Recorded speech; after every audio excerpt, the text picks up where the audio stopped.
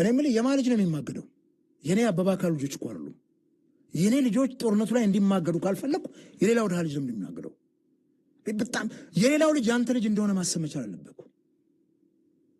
እና የራስህ ልጆች ህይወት እንደምትወደው የሌላውን ልጆች ህይወት መውደድ መቻል አለበት። ማን ቅር ይለዋል ቢመጡ?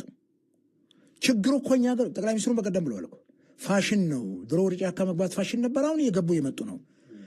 ደስ ይለናል በዛ ደረጃ ከመጡ ነው ወይ? አሁን የምናያቸው እየወጡ ያሉት ሬሰንት መረጃዎች ይሄን የሚያሳዩ ናቸው ወይ? ትላንትናና ከትላንትና ደቡብ ጎንደር ላይ ያየነው ነገር ይሄን የሚያሳይ ነው ወይ? አንተ ሰላም የሰፈነበት አየር ተንፈሰ መኖር ካልቻልክ ጥቂት ሰዎች መጥተዋልና እነሱን ተከትሎ ደግሞ የተወሰኑ ምን ያክል ሰው ነው ያለው?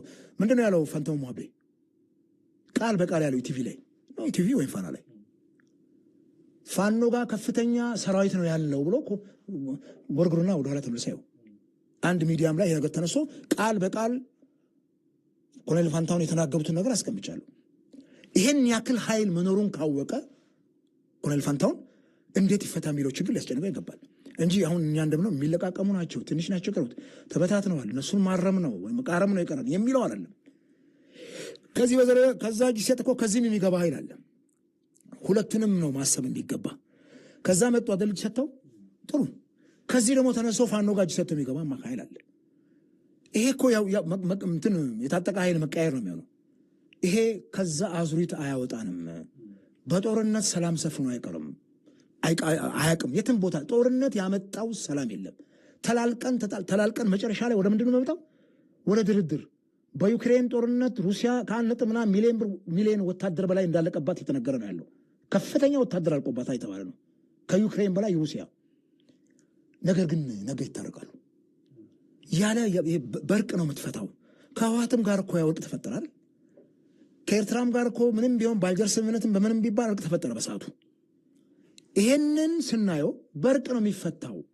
የአገር ውስጥ ጉዳይ ደግሞ የቤታችን ገበና ጉዳይ ነው። አሳልፈን ለሌላ ለውጭ አካል የምንሰጠው አይደለም። የውጭ ኃይሎች መጥተው እንዲገቡበት የምንፈቅደው። ስለዚህ ለእነኚህ ሰዎች እውቅና ሰጥቶ ተገቢውን ድርድር ማድረግ ነው። ምንድን ነው የምትፈልጉት? ሰጥቶ መቀበል ምንድን ነው? የቆማችሁለት ማህበረሰብ ተበድሏል ለምትሉት የአማራ ብሔረሰብ በሄደበት የኢትዮጵያ ክልል ሁሉ ሰርቶ መኖር የሚያስችለውን ፌቨራል ኮንዲሽን እናመቻቻለን፣ ሰላሙን እንጠብቃለን። ከዚህ በኋላ የሚፈናቀል የአማራ ህዝብ የትኛውን ቦታ የለም። ፔሬድ። ይሄንን የህግ የበላይነትን አስከብረህ ማሳየት በባረለ ያ ህዝብ የሚፈናቀለውን ስታቆም፣ የሚገደለውን ስታቆም፣ ታጣቂው ኃይል የሚያነሳው ጥያቄ እኮ ያጣል።